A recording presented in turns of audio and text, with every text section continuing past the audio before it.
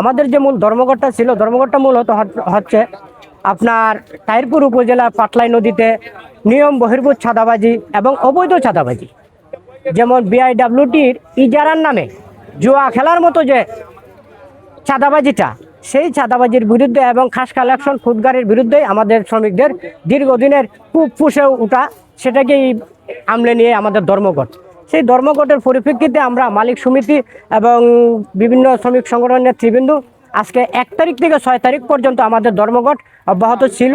আমাদের সুনামগঞ্জ 1 আসনের মাননীয় সংসদ সদস্য জনাব কামরুজ্জামান কামরুল, ওনার নেতৃত্বে আমাদের সুনামগঞ্জ 4 আসনের এমপি মহোদয় অ্যাডভোকেট নুরুল ইসলাম নুরুলের নেতৃত্বে আমরা সুনামগঞ্জ জেলা প্রশাসকের কার্যালয়ে জেলা প্রশাসক এবং পুলিশ সুপার মহোদয় এবং তারা একটা আলোচনা করে এটা সিদ্ধান্ত নিয়ে আমাদেরকে সুনামগঞ্জ সার্কিট হাউসে মালিক সমিতি এবং শ্রমিক নেতৃবৃন্দর সাথে আমাদের এমপি মহোদয় জনাব কামরুজ্জামান কামরুল এই জিনিসটা ফ্রেশ করেছেন যে আপনারা যাই যতটুকু করেছেন এটা আমি শুনেছি, জেলা প্রশাসনের সাথে আমি আলোচনা করেছি, আমাদের সিদ্ধান্ত আসছে আপনাদের যে পূর্বে 34 টাকা 50 পয়সা ছিল, আপনারা 34 টাকা 50 পয়সা আজকে থেকে আপনারা এটা খাইতে যান এবং 15 দিন বহাল থাকবে।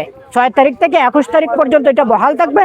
আমি এবং আমাদের সুনামগঞ্জ সদরের এই এমপি মহোদয় অ্যাডভোকেট নুরুল ইসলাম নুরুলের নেতৃত্বে ওনারা মাননীয় মন্ত্রী মহোদয়ের সাথে এবং সচিবালয় তারা কথা বলে এই রেটটা যাতে আরও কমায় নিয়ে আসা যায়।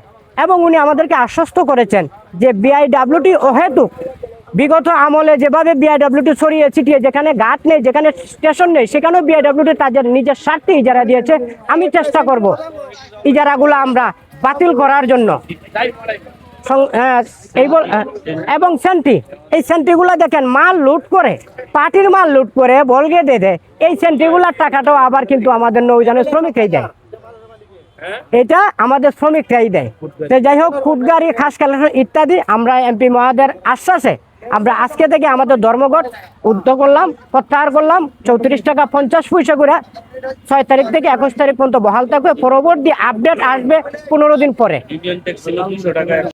এই বলে মনে করেন ইউনিয়ন ট্যাক্স আছে যেটা বছরে একবার নেওয়া হয়, এটা দৈনিকে একটা বলগেট থেকে 300-400 টাকা করে ইউনিয়ন ট্যাক্স নেওয়া হয়।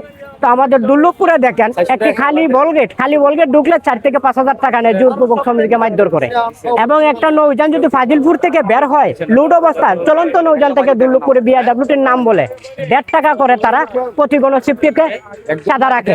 এবং লালপুরে আরেকটি বিআইডব্লিউটির ইজারা আছে, আপনার পাটলাই নদী থেকে যে মালটা ক্রাশার মিলে নিয়ে আসে লালপুরে, সেখানে আনলোড করে, ওখানে আনলোড অবস্থায় লালপুরে প্রত্যেকটা এই প্রতি গণশিফটিতে 2 টাকা 80 পয়সা দিতে হয়। এই সব বিষয়ে আমাদের এমপি মহোদয় আমাদেরকে আশ্বস্ত করেছে 15 দিন পূর্বেরটা বহাল থাকবে, 15 দিন পরে উনি আমাদেরকে আরেকটা আপডেট জানাবেন।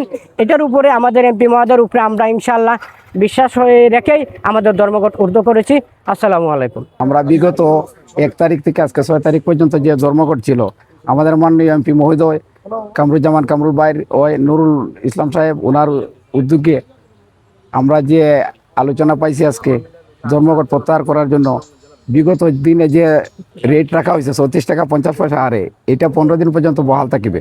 15 দিন পরে উনি সংসদে এমপি মহোদয়ের সাথে কথা বলে আমাদেরকে চেষ্টা করবেন যাতে চাঁদাবাজি না থাকে। আর যদি নাই হয় তাহলে উনি চেষ্টা করবেন এই রেটে বহাল থাকে। আমাদের দাবি কম, যেন আমরা আরও বাঁচতে পারি, আরও কম হারে শুল্ক নেওয়া হয়। এই বলে আমার বক্তব্য শেষ করলাম। আসসালামু আলাইকুম।